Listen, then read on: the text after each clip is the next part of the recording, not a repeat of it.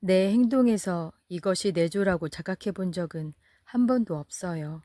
다만 생각만으로 해본 현대의 내조란 옛날부터 내려오는 아내의 본분에 더해서 창의적인 지혜를 발휘하고 민주 방식의 슬기를 찾는 여성이어야 할 것 같아요. 1970년 10월 15일 중앙대학교에서 현명한 내조자의 마음가짐에 대한 질문을 받은 여사의 대답이었다. 1972년 6월의 어느 날 경기도 가평에서 새마을 양잠대회가 처음으로 열릴 때의 일이다. 대회에 이어 유교사가 직접 뽕밭으로 나갔다. 뽕잎을 2바구니나 따와서 누에에게 주었다.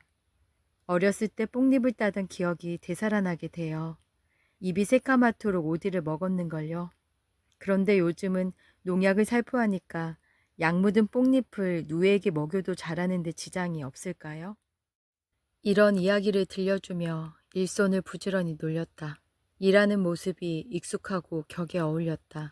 수행한 농림부 장관 부인이나 도지사 부인도 뽕잎을 주려고 노예를 만지려 했으나 얼른 손이 가지지가 않아 주춤거렸다. 그러나 유교사는 아무 거리낌 없이 익숙하게 누에를 만졌다. 누에를 만져보지 않은 사람은 처음엔 좀 징그러울지 몰라요. 농림부 장관 부인이나 도지사 부인을 돌아보며 유교사가 머뭇거리는 그들의 민망함을 감싸주려고 하는 말이었다. 이어 유교사는 처녀 시절의 양장 경험을 들려주었다. 우린 어릴 때 누에와 같이 잤어요. 영문을 모르는 농림부 장관 부인이 놀라며 물었다. 사모님께서 누에와 같이 주무시다니요? 누에를 많이 길렀으니까요. 어머니가 밤새 앉아서 누에를 치시는 곁에서 잤다고요. 어머니는 주무시지도 않고 잠실에서 때맞춰 누에의 똥을 치워주시고 뽕잎을 주시곤 했어요. 어머니 무릎을 베고 잠이 들었는데 글쎄 깨어나 보니 하룻밤 사이에 잘 자란 누에가 목에도 기어다니고 손등에도 기어다니고 하잖겠어요. 지난 일을 회상하는 유교사의 모습은 무척 행복해 보였다. 누에 빛깔이 보통 흰 줄로 아는데 그렇지 않아요. 어릴 때는 파르스름하고 자라면 황색을 띠게 되어요. 그때쯤 되면 고치를 치도록 섭에 올릴 때가 가까운 거지요. 실제로 누에를 친 사람이 아니면 이처럼 구체적인 경험을 이야기할 수 없는 일이었다. 유교사는 장관 부인에게 뽕잎을 갉아먹는 누에들을 가리키며 말했다. 이 소리 비 오는 소리 같죠? 어릴 때 너무나 귀에 익은 소리예요. 누에를 매만지는 모습이 너무나 진지하여 주변에서 그만두라는 말을 들을 수 없었다는 것이 그날 수행한 측근들의 말이었다. 이제 그만하시고 떠나시지요. 측근에서 권하는 말을 듣고서도 유교사는 저 채반에 뽕이나 다 주고 가야 하는데 라며 아쉬운 표정을 지었다. 누에같이 자기를 끝까지 희생하는 것이 어디 있겠어요. 고치가 되고 실이 되고 그 실로 비단을 짤 수 있어요. 또 번데기는 번데기대로 기름을 짜서 쓸 수 있고 먹을 수도 있어요. 무엇 하나 버릴 것이 없지요. 우리들의 생활도 남을 위해 모든 것을 희생할 수 있다면 얼마나 아름답고 보람찬 것이 될 수 있겠어요. 양잠대회에서 농림부 장관 부인에게 속삭이듯 한 여사의 말이었다. 이 말이야말로 유교사 인생관의 일단을 보여주는 것이었다. 취미를 모르셔도 한가한 시간이 있는 분들처럼 곧 이것이다 하고 말씀을 드릴 수가 없습니다. 굳이 요즘의 취미를 이야기한다면 세계 각국에 각자 특색 있는 작은 스푼 수집과 때로 마음을 가다듬어 쓰는 서예와 사군자를 그리는 것, 그리고 때로는 아이들의 상대가 되어 탁구를 즐기는 정도입니다. 서예와 사군자는 취미라기보다는 여성의 필수 교양으로서 일찍부터 유념했던 것이다. 동양화는 비화백을 초빙하여 기초를 익혔고 서도는 여가가 있을 때마다 자습했다. 유교사는 서도나 사군자를 취미보다는 자기 수양을 위한 것으로 생각했다. 그런 뜻에서 여사의 순수한 취미라면 스푼 수집이었다. 취미 삼아 소문없이 수집해둔 각국의 스푼을 정리해서 실내 장식으로 진열하려던 것을 아직 못하고 있다. 모아진 스푼의 종류는 몇십 종류가 넘고 오래된 것으로는 100여 년 전 중국 것이 있고 월남 것으로 또 그쯤 묵은 것이 있다.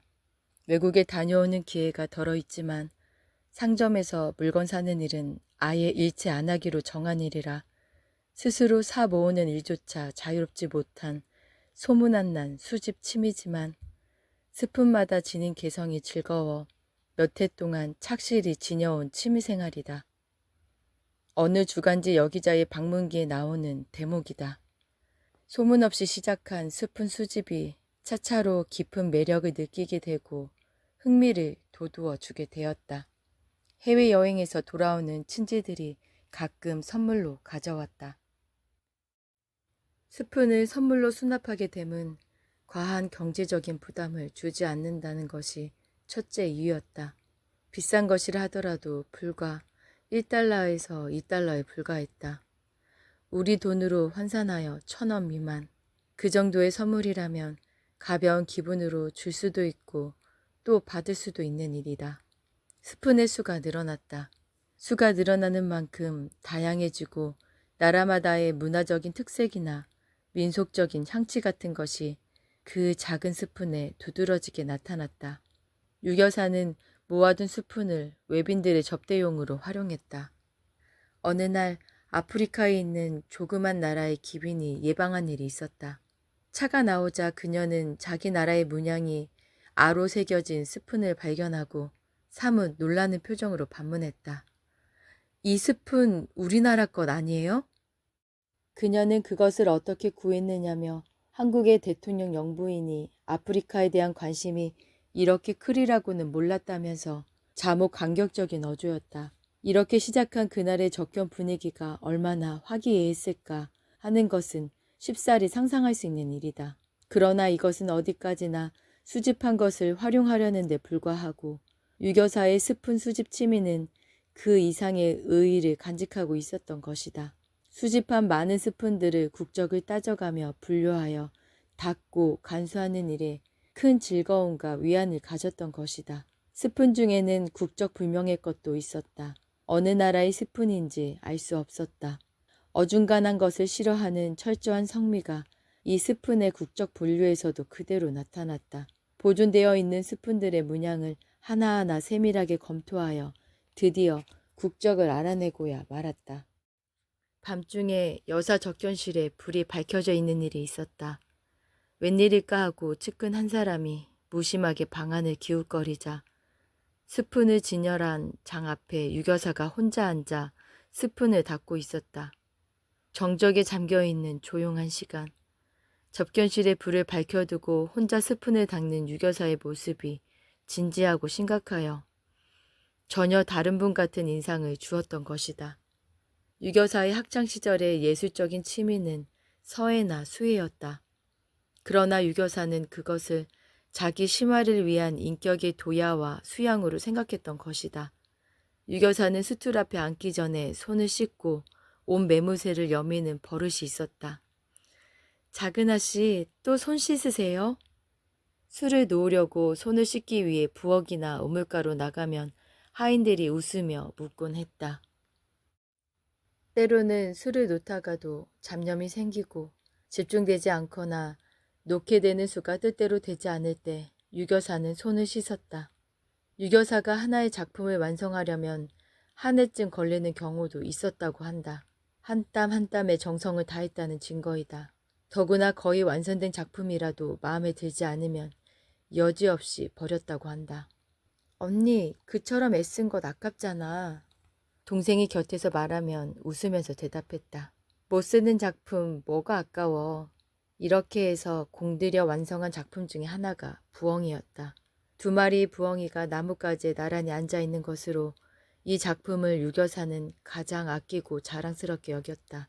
그 작품은 혼인 후에도 신젓살이 안방벽에 걸어두었다. 박 대통령도 그 작품이 마음에 들어 비닐을 손수구에다가 때나 먼지가 묻지 않게 씌워두었다고 한다.